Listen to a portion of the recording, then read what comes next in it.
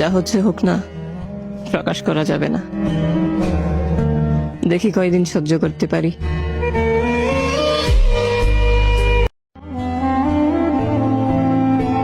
যে দেখে সেই বলে, দিন দিন তোর অবস্থা এরকম হয়ে যাচ্ছে কেন? তাদের কি করে বোঝাই? দিন যত যাচ্ছে ডিপ্রেশন ততই বাড়ছে।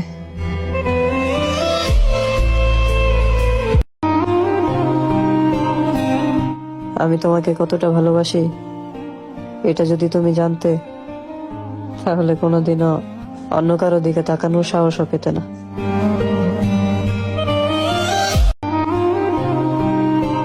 বেশি গুরুত্ব দিলে মানুষ হয়ে যায় বিরক্ত, আর না দিলে কত হাজারো অভিযোগ। এভাবেই বন্ধ হয়ে যায় হাজারো মানুষের যোগাযোগ।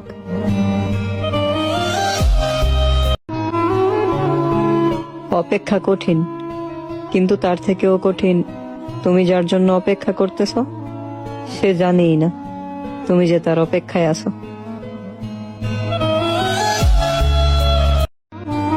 প্রতিদিন একটু করে বদলাচ্ছি, পাপ থেকে তওবা, আল্লাহর পথে আসার চেষ্টা। জানি এই পথ সহজ নয়, কিন্তু অনেক সুন্দর। আলহামদুলিল্লাহ।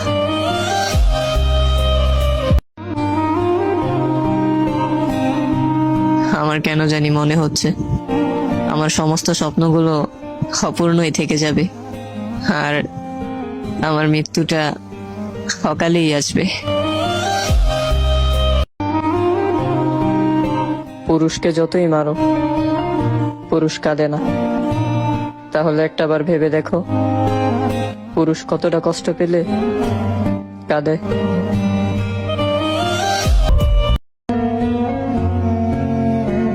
আসসালামু আলাইকুম। হায়াতের কোনো বয়স নেই।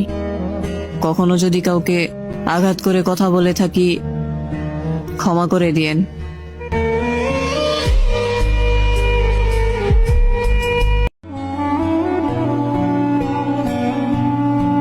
সুন্দর ছিল তোমার ভালোবাসা, নিখুঁত ছিল তোমার অভিনয়। আচ্ছা, তুমি তো আমার নয়।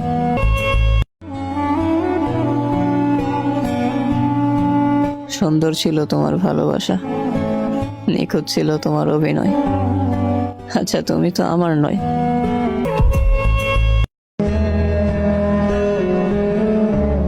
নিজেকে আর কখনো কারো কাছে প্রকাশ করব না। যার প্রয়োজন পড়বে সে এমনিতেই খুঁজে নিবে।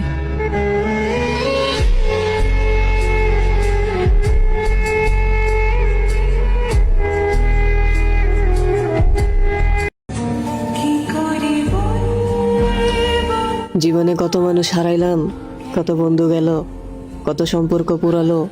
এখন শুধু একটু হাসি দিয়ে সামনে আগাই, কারণ জানি আগামীকালও কেউ একজন হয়তো হারাবে।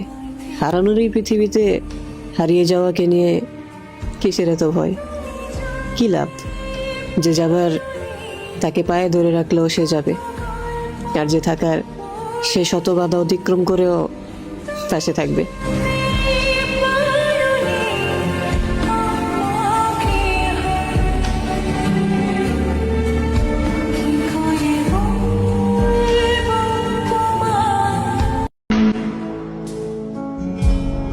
মৃত্যু দিয়ে মুক্তি মিলুক আমার, শেষ হয়ে যাক আমার মতো খারাপ মানুষের জীবনের অধ্যায়।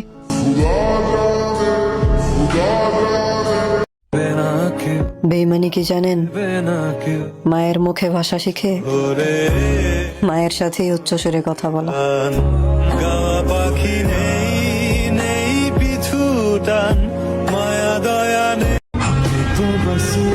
আমি এক মন্ত্রতিতার প্রেমে পড়েছিলাম, অতঃপর বেঁচে থাকতে মৃত্যু রোগে ভুগেছিলাম। তাই বলি কি, দ্বিতীয়বার প্রেম হলে দেহপতি তার সাথেই হোক, মনপতি তার সাথে নয়। ক্ষয় হলে দেহের ক্ষয় হোক, মনের হোক জয়।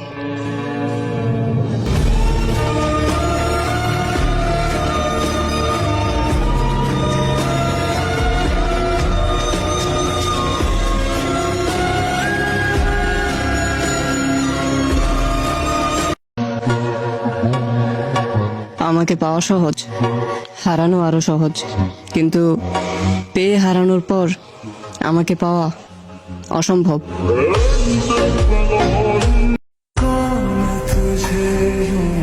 ইগো দেখিয়ে সম্পর্ক হয় না, থাকতে গেলে বেহায়া হতে হবে।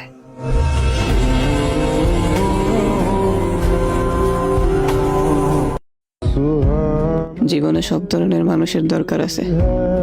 কেউ পরীক্ষা করবে, কেউ শিক্ষা দিবে, কেউ ব্যবহার করবে, কেউ আবার বেঁচে থাকার অর্থে বুঝাবে।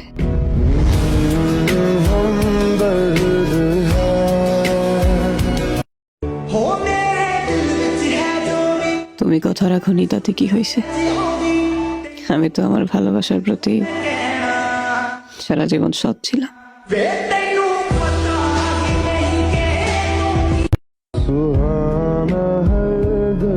অভিযোগ করেই বা কি হবে? প্রত্যেকটা মানুষই নিজের জায়গা থেকে নিজেকে সঠিক মনে করে।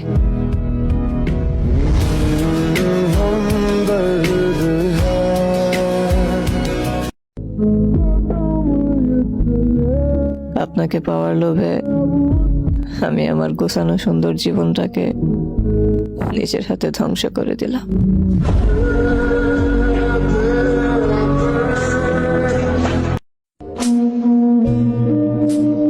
পুরুষ কখনো দেহের পাগল না।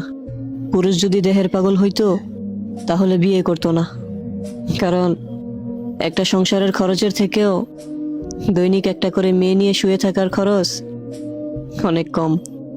পুরুষ মানুষকে দেহ দিয়ে আটকানো যায় না। পুরুষ আটকায় নারীর মায়ায়, নারীর সম্মানে।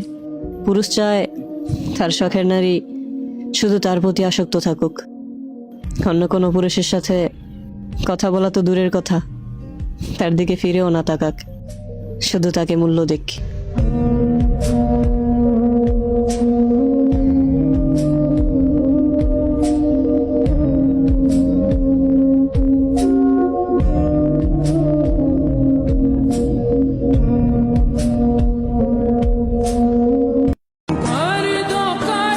বিদায় ঈদুল আজহা। বেঁচে থাকলে আবার দেখা হবে ইনশাল্লাহ।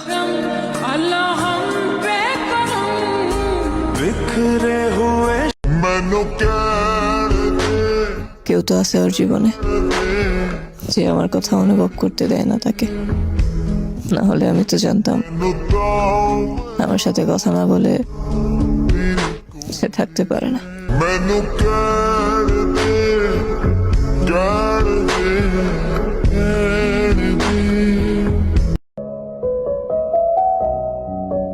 আমি কখনো এটা ভেবে ভয় পাই না যে আমি তোমাকে পাবো না।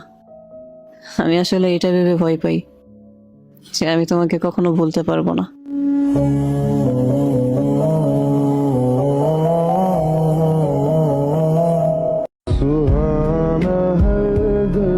আমি সত্যি আপনাকে অনেক ভালোবাসি, কিন্তু এই কথাটা আপনি বুঝলেন না।